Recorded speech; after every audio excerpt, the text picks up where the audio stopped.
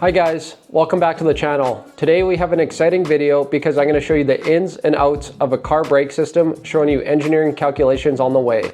My name is Jeremy, this is Region Automotive, and let's get to work.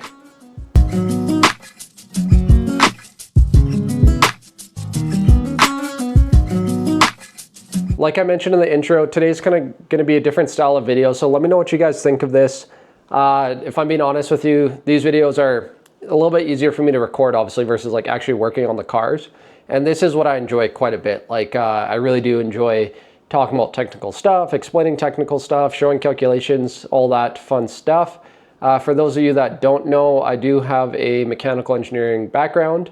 And I actually do teach at a college, mechanical engineering. So you're going to kind of see the teacher side of me come out, because I'm going to break down the brake system into the individual systems, and then we're going to do calculations at the individual systems to show how one force is created with the brake system, and then how that force is converted to pressure, and then that pressure travels through the lines, and again it's converted back to force, which actually stops the car. So I'm going to do things in steps. You're going to see a bit of me talking, and then you're going to see I'm more of a pencil and paper kind of guy, so I'm going to actually have the camera like over my shoulder showing my paper as I'm doing the calculations.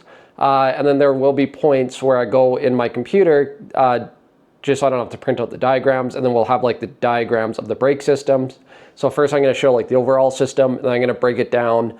We're going to do the pedal assembly, then we're going to do our calculations at the pedal assembly, calculations at the brake booster assembly, and then how we're going to have the force from the pedal brake booster. It's going to translate to pressure within the master cylinder, and then that pressure travels through the lines, and then again we're going to convert it back to force at the calipers. So with that being said, let's jump right into the computer and talk about the overall system, and then we'll talk about the pedal system. So I have an overview of a brake system here.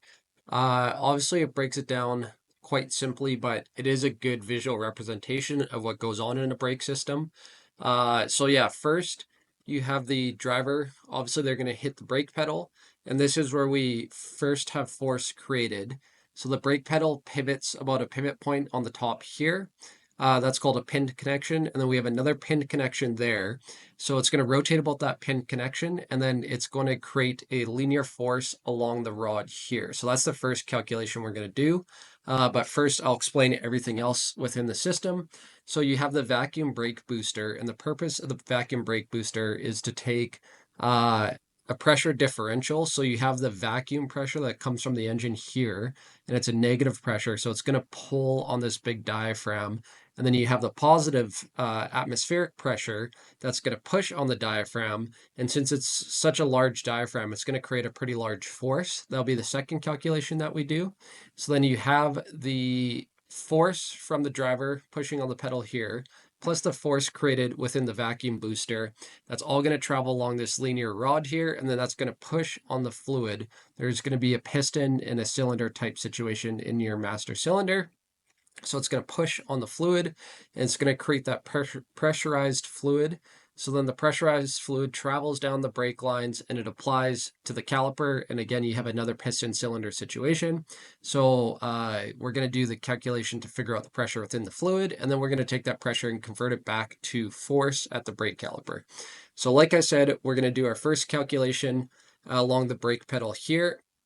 So we'll use this diagram just as kind of like a rough visual of the diagram I'm going to draw on paper. And then next I'm actually going to go to my car with a tape measure and get actual measurements. So we have our test car here, just my car, 2009 Infiniti G37. I'll show you what I'm going to measure here. So I want the calculations roughly from the center of that top pin that pulls on the rod to the center of the pedal here, and then roughly from the center of the pivot pin to the center of the pedal. Okay, so it's kind of quite obviously hard to do while holding the camera and working the tape measure here, but I'm getting the center of the pin to the center of the pedal there. If you can roughly see is about is 8 inches before, so right about there. And then from the pivot pin to the center of the pedal is roughly 6.5 inches. But we're going to make a few assumptions, and I'll show you how are the assumptions I'm going to make once I draw the diagram with these dimensions. So I have the brake pedal calculation laid out here, And I know I've been making a few assumptions, but I'm just doing that just for the sake of simplicity and just to show you guys an example in the video. And this actually shows, if you see a term online, brake pedal force multiplication or mechanical advantage, this shows the calculation. So the actual diagram, for one, I searched up the average force applied to brake pedals, actually more than I expected, 70 pounds. So that's this guy here that's applied at the pedal. If you remember, our pedal assembly was straight, and then we had an angle here, and this would be like the brake pedal pad. 70 pounds force is applied in the middle of the pad there. And then we're looking for the rod force. So this is RPY, which is reaction pin Y force, reaction pin X force. And then here we have the rod force X, rod force Y.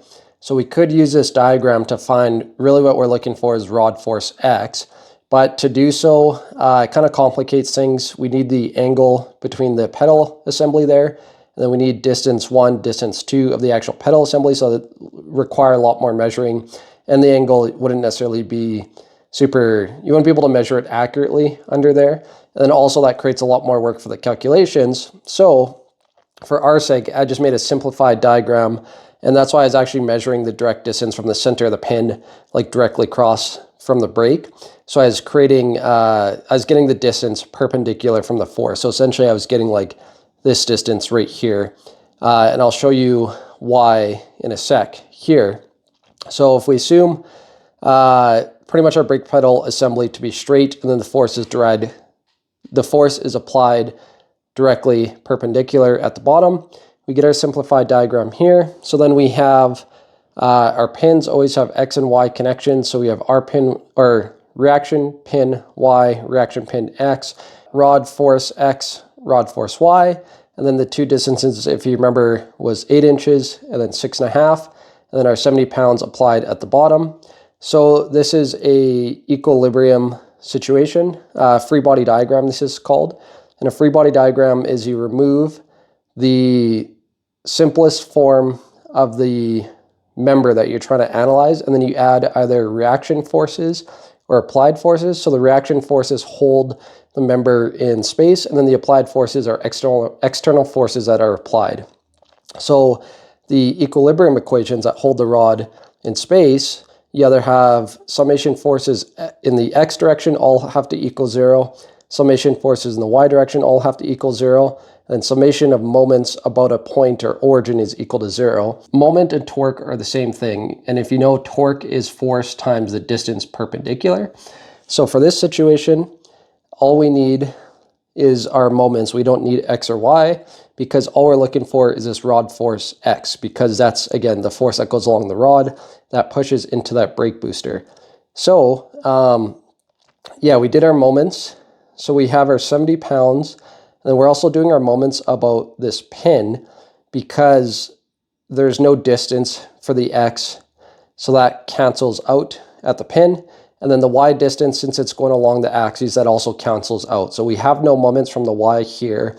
If we do our moments about the pin, there's no distance, so that cancels out. So then we just have our one unknown, which is the rod force X, which is what we're looking for. So if we do our moments about the pin, we have 70 pounds, which is applied over the perpendicular distance, which is 8 inches.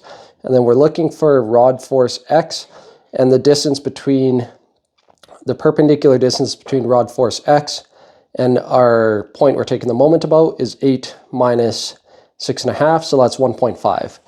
So that's what I did the calculation here. And then we set our notation. We're saying that counterclockwise creates a positive moment. So this 70 pounds rotating about this point here actually is clockwise, so that creates a negative moment. And this guy, our assumed direction is counterclockwise, so that creates a positive moment. So that's why I have negative and positive here. So negative 70 times our distance, 8 inches, plus our assumed direction, our rod force X, times that distance I just told you, 8 minus 6.5, which is 1.5. So if you rearrange for rod force X, you have 70 times 8 divided by 1.5. So we get a rod force of 373.3 pounds repeating. So it's pretty cool actually to show the force multiplication within the brake pedal. So now that we have the force in our rod created from the pedal, I'm going to draw a diagram of our brake booster, and I'll show you how the vacuum and atmospheric pressure also adds to the force going into the master cylinder. If you guys are liking this technical content, don't forget to subscribe. It's really easy for you guys. It's just a click of a button, and it really means a lot to me. I'm trying to grow this channel, and obviously, I'm sure as you can tell, I quite enjoy doing this stuff. And if you just kind of want more technical analysis of cars and flipping cars and mechanics, and I'm kind of getting into engine building, don't forget to subscribe. It's my goal to get to 1,000 subscribers. I'm at 920 as I'm recording this. Thanks, guys. So here is our brake booster diagram.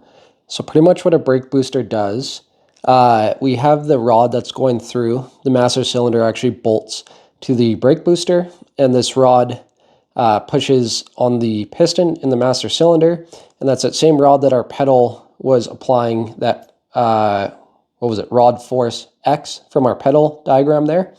And then the brake booster, so it uses engine vacuum. I search up the average engine vacuum, and it's 20 psi, and vacuum is always negative, so that means it's pulling instead of pushing. So that's why the brake booster has a diaphragm here, and it'd be affixed to that rod. So when it pulls on the diaphragm, it's going to pull, there's like would be a washer or pin or something here that's also going to pull on that rod that's going to push the piston in the master cylinder. So engine vacuum, negative, so it's pulling on the diaphragm. And at the same time, when you hit the pedal, it actually opens a little vent valve. So initially, the whole brake booster is under engine vacuum. And the reason why is like, so it doesn't apply the brakes when you're not driving the car, or when you're not applying brakes on the car. Because like say, if you had this situation where it's applying positive atmospheric pressure and negative vacuum, then it'd be pulling on the brakes the whole time while you're driving the car. But when you're not applying the brakes, so there's actually vacuum on both sides. So this, imagine arrows going the other direction, so it's canceling each other out. So it's not applying force to your brakes. But once you press the brake pedal, it actually opens a valve which allows atmospheric pressure into the booster, and that's how we get this effect. So we have, like I said, negative pressure, which is pulling on the diaphragm, and then you have positive atmospheric pressure, which is pushing on the diaphragm. So then that creates two additional forces here. You have force from atmospheric pressure, and then you have force from the vacuum. And the way this is kind of like a hydraulic cylinder situation. So usually how it works is you have, it's called your blind load or your blind area, and that's all the exposed area to your pressure. So to get force, you have your PSI, which is pound per square inch. So that's what that looks like here. So you have your pressure, which is PSI, and then you have your force, which is pounds, and then your area, which is inch squared. So right now we have pressure, and then we have the area I'll show you in a sec. So we're trying to find force. So that's where I rearrange the equations to solve for the force atmospheric, which we're looking for, then force vacuum, which we found there. So we need to find our blind area, it's called. The average blind diameter for a brake booster is 8 inches, so I use that number. So then I'm finding the area. This is obviously just a circular brake booster. So the area of a circle, pi over 4 d squared, plug in my diameter 8, so then I get an area of 50.24 inches squared. And then, like I said, we're rearranging our pressure equation here to find force. So we're finding first we have our atmospheric pressure equals our force atmospheric, which is the variable we're looking for, divided by our area, which we just found up here. Plug in our numbers. Some of you may know that atmospheric pressure is 14.7 psi. So we have 14.7 pound over square inch equals F atmospheric divided by area. Rearrange, cancel out the inch units. So then we have pounds. That's how we know we're on the right track. And the force applied to the brake booster from atmospheric pressure is 739 pounds. And if we do the same thing for the engine vacuum, so we now found this positive pressure that's pushing on the diaphragm, and then now we have the engine vacuum, which is pulling on the diaphragm, and it's the same equation. So we have engine vac. I searched up the average engine vacuum on a car is 20 psi, so 20 pound over inch squared. Again, we're finding our force due to the vacuum divided by the same area. Rearrange, we get our force vacuum of 1,005 pounds. So before we do the diagram of the master cylinder showing all these forces go in, why don't we jump back into our image or our overall brake system diagram we were using before, just kind of see how these numbers apply before we do one more calculation situation. We're back at our original diagram here, and I added all the forces that we just calculated. So if you remember, we had our force applied from the driver at the brake pedal. So that was rod force X, 373 pounds. And then we did a diagram of the booster there. And then we had the positive atmospheric pressure pushing on the rod. And then you can see that little retainer that I was saying there. And then we have the vacuum from the engine, which is pulling on the rod. So the pushing force from the atmosphere was 739 pounds, and then the vacuum pulling force was 1,005 pounds. So we now have all three forces combined at the rod within the master cylinder here. And if we combine the force, we get 2,117 pounds. So we're going to do one more diagram of our master cylinder, and then I'll show you. We're going to have a very similar situation to our booster here. So we have the force applied at that rod, applying on a piston, and we're going to create pressure in our brake fluid, and then that pressurized fluid will go to our caliper here, and that will be our last diagram. So let's do the master cylinder diagram and calculation first. So we just have a quick little calculation here at our master cylinder. Like I said, it's very similar to the calculation of the brake booster. So we have our, and again, this is a very simplified version of the master cylinder. Most of them are 2-port, but just for simplicity, just to show how that force converts to pressure. So yeah, we have our combined force, like I showed in the diagram earlier, 2,117 pounds. And then I searched up the average bore diameter of a master cylinder. It varies from like 3/4 of an inch, 7/8, 1 inch, 1 1/8. So for simplicity's sake, I just did a 1 inch diameter bore. So we have the reservoir that has the fluid above. And then the way this works, the piston actually slides past the reservoir. So that seals off the reservoir, because obviously if you had, I'll show you our pressure in a sec here. Obviously if you had our pressure going into the reservoir, it's going to blow that lid off. Like it's impossible. It wouldn't seal the amount of pressure. So what happens is the piston slides past, seals off that reservoir, and then it creates a sealed system where this piston applies force on the fluid and it creates that pressure. So like I said, force 2,117 pounds, seals off the reservoir, 1 inch diameter bore, and then now we create that pressure that goes to our line. So we're looking for the pressure. First we need to find the area of our piston. So again, 1 inch for simple math, pi over 4 times 1 squared. Area of cylinder is 0.785 inches. And if you remember from earlier, our pressure formula is force over area. Our force divided by the area, and then we have a brake line pressure of 2,697 psi. So just a quick update in our overall diagram here. We had that force combined applied on our piston where we assumed the diameter. Piston, again, this diagram is just for demonstration purposes. Normally the piston would seal off the reservoir here and create that pressure. So we have that line pressure of 2,697 psi. So now that's the pressure that's going into the caliper, and we'll do our last diagram and 2 to 3 calculations of the caliper, finally showing how that brake force is created. So we have a simplified diagram of a brake. This is the disc in the middle there. Then you have a pad on each side. You have the caliper with the pressure going in, applying to the piston. The piston, again, I searched up average diameters, 2.75 inches. Our pressure we found from earlier was 2,697 psi. We're looking for the force applied from the piston onto the pad. And if you know calipers, they have like a, they go over the disc, and then they have like the little tabs that hold the pad up on the other side. Reason being is if you apply pressure or force on one side, it's going to want to push away from the disc or rotor essentially. So you have that force reacting, which is holding the caliper in place, and that also acts as the clamping force of the pad on the other side.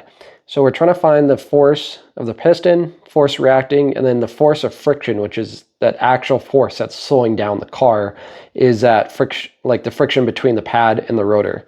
So the calculations, similar to the last ones we've done, the area of our piston is pi over 4 times our diameter, which is 2.75, 2 3/4 of an inch squared. So we get the area of our piston, 5.94 inches squared. To find the force applied from the piston. We have the pressure times the area, the blind area. So that 2697 psi, pound over square inch, times 5.94. So then we got our force applied from the piston, which is 16,000 pounds. So you can just kind of see the power of area, I guess. Like, that's why engineers always harp on units and the importance of units, because you know, say if you changed your diameter of your piston a small amount, like 3 inches, you're now 3 squared. So then instead of 5.94, you have 3 squared, which is 9. So that's actually almost double the number for such a small increment on the diameter. So that's why we get such a big force multiplication here with that pressure applied over the area. So anyway, our force applied from the piston is 16,000 pounds. And then using our equations of equilibrium, summation forces in the x direction equals 0, 16,000 pounds minus our force reaction. The reason why it's minus is because we're assuming right to be positive, and this we made we're setting right to be positive as our convention, and then this we assume to be to the left to counteract the force of the piston. So that's why we put it negative, left is negative, and then we rearrange and we get a positive number. So that's how we know that we made the right assumption. So our reacting force is the same as the applied, or the force piston, which is 16,010. And then the force of friction, some of you may or may not know, I searched up, that's the Greek symbol mu. The average coefficient of friction for brakes is actually lower than I expected. Is 0.5 was like the higher end of the average, or about the mid of the average. And then the force of friction is actually the perpendicular force, so like the force 90 degrees to the surface, times your coefficient of friction. So here, again, that's the force applied to our pad. The piston is squared to the pad, so it's directly perpendicular. So we have force of friction equals FP, which is 16,010 times 0.5. So then our frictional force slowing down the car on one pad is 8,000 pounds. So it's actually quite a bit. So one last time in our fully updated diagram here with the numbers we just calculated, I actually found a couple errors in the diagram, but obviously this is very simplified just for educational purposes only. The first error we talked about earlier was this piston should slide past to seal off the reservoir. And the second error I found, normally for brake calipers, you have the piston that's applied on one side, and this is showing like the stream of fluid applying pressure on the other side. That's not necessarily true. You have the pressure that's applied on the one side, and then this other force comes from the reaction force holding that caliper to the disc. So anyway, we calculated our force piston to be 16,000 pounds, our force reaction to be 16,000 pounds, and then this diagram doesn't show that force of friction we calculated, which was half of that, so 8,005. All right, guys, that is my video on explaining a car braking system. And, you know, of course, as a mechanical engineer, I had to throw in all the calculations along the way. So what we ended up doing is we explained kind of each simplified version of each system within the overall braking system, and then we showed the calculations to show exactly how you get that clamping force between the caliper and the disc. I just searched up average clamping forces just out of curiosity, because actually that 16,000 pounds did seem quite high, and it was. The average clamping forces I found were about 3,000 pounds. And I think a lot of that, like, I'm confident the calculations are correct, but a lot of that came from like the assumptions we made of like, you know, a large diameter for the brake booster, large diameter for the master cylinder, large diameter for the brake calipers. So yeah, we just kind of like estimated, and again, as I showed you, that diameter, since it's squared, it actually adds quite a bit to our force. So I think that's where we got all that force multiplication along the system. Like I said, I'm confident the calculations are correct, and I think we got such a large number because of those assumptions along the way. And these are things that an engineer would have to go through if they're designing a brake system. You know, like obviously they have a lot more factors involved. But, you know, like more or less they have to consider each system, how to, you know, when they're designing their brake pedal or whatever, like to get their initial force from the pedal, and then the brake booster, get the pressure. And then once you have the pressure, you could have dual piston caliper, so then you have 2 areas, so then you have to consider the area of that. So obviously a whole bunch of things that engineers have to consider, but that would just kind of show some of the sample calculations they would do while designing that system. Honestly, let me know below, you guys, what you think of it, of the video. This whole idea actually came about because like one of my friends at the gym was asking me how a brake system worked on the car, and I was explaining to him how a caliper worked, how it clamped on the disc, and they gave me the idea. I'm like, why don't I make a video and show all the calculations that are involved with how a brake system works? So yeah, let me know your guys' feedback down below. Thanks for watching and have a good day.